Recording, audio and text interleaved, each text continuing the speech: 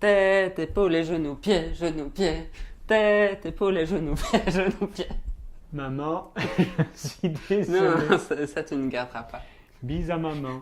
Cette semaine, nous allons vous parler de 4 films. Palo Alto, Les vacances du petit Nicolas, Una via a Palermo et... Albert à l'ouest.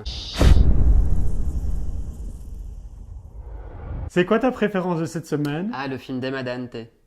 Una via a Palermo. Oui, Tout le film se passe dans une rue, il y a une voiture qui arrive, une autre voiture qui arrive. La rue est tellement étroite que tout le monde reste coincé. Et qui va faire marche arrière?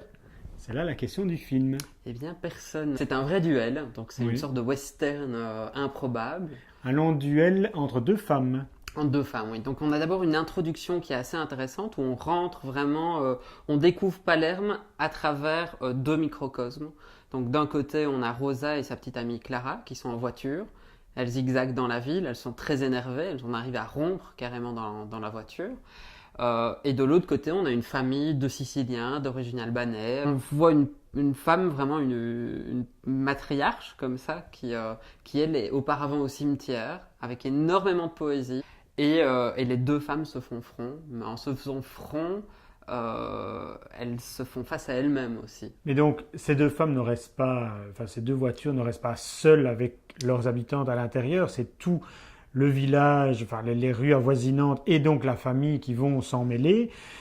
Est-ce qu'on a à l'arrivée une vraie, je sais pas, chronique de la société d'aujourd'hui? On a une vraie photographie de la société d'aujourd'hui à travers vraiment un échange assez pittoresque. On a vraiment la caméra de la réalisatrice qui papillonne, qui va prendre un peu des bribes de vie, qui rentre dans les maisons alentours. En parlant de western, Nicolas, il y a un autre film de western qui sort cette semaine, Albert à l'Ouest. Alors c'est fait par les réalisateurs ou les producteurs, ou je sais pas très bien quoi, Les créateurs. les créateurs de Ted, ce fameux nounours vulgaire. On est dans l'humour potache et gros. C'est drôle.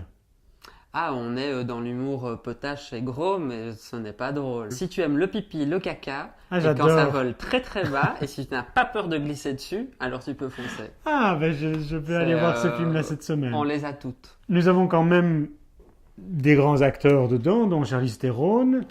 Oui, première comédie pour l'actrice. Les rôles des femmes dans le film sont Mais c'est le passionnants. principe du film, Nicolas. Ben oui, mais j'ai le droit d'être contre un principe. Mais oui, mais bien sûr. Donc voilà, mais- je trouve ça très potache, très plat, très gras, et au final, ça ne me fait pas rire du tout. Dans cette transition, j'ai oublié de mettre mon beau chapeau pour parler de l'Ouest. Parlons des vacances alors, parce que ça fait un peu vacances quand même.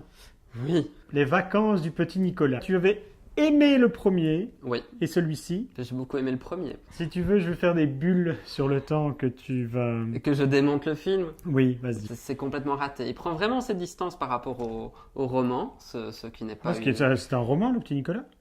Oui. C'était une BD. Non.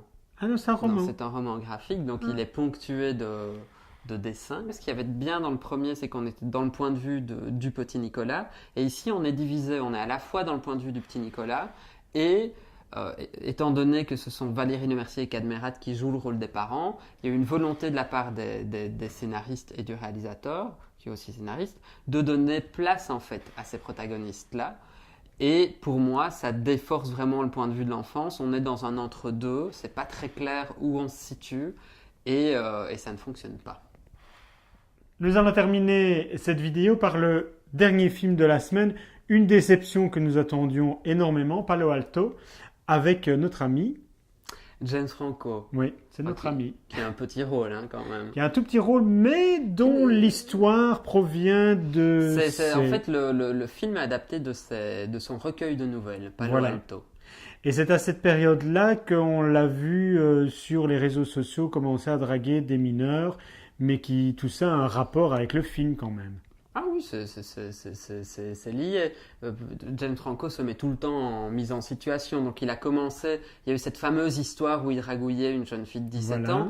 Comme par magie, coïncidait avec la sortie du film Palo Alto, où il joue un professeur de gymnastique qui a une aventure avec une jeune étudiante ou avec une mineure d'âge.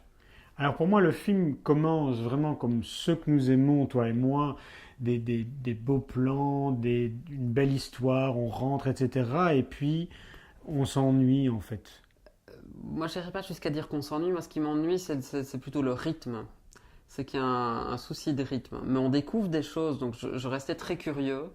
Gia Coppola n'a pas du tout la maîtrise de sa sœur, enfin de sa cousine, ou de sa tante, ou de sa nièce. Enfin, voilà. Dans la famille Coppola, Gia n'a pas la maîtrise des autres. En fait, il y a une mise en place qui est intéressante, mais elle s'éparpille très rapidement. Il y a un problème d'écriture. Au niveau du montage, il y a un problème de temporalité. Elle aborde vraiment des questions de sexualité, de désir. On est vraiment dans un rapport très trouble entre les rôles des parents et des enfants. C'est une sorte d'entre-deux entre Sofia Coppola et Larry Clark. C'est qui Larry Clark? C'est le réalisateur controversé qui tourne souvent avec des mineurs d'âge et qui a de la sexualité non simulée. Ken Park.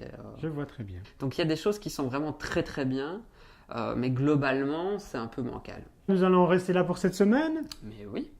Alors vous pouvez nous suivre bien évidemment sur Facebook, sur Twitter, vous pouvez nous suivre sur Un Grand Moment et sur Mister Emma. Nicolas, là c'est mercredi prochain. Ah, j'avais une chute pertinente. Oui. Chute alors. Je voulais me moquer de quelqu'un en faisant une chute et au final, ça ne marche pas du tout. D'accord. J'ai fait une chute. C'est une belle chute.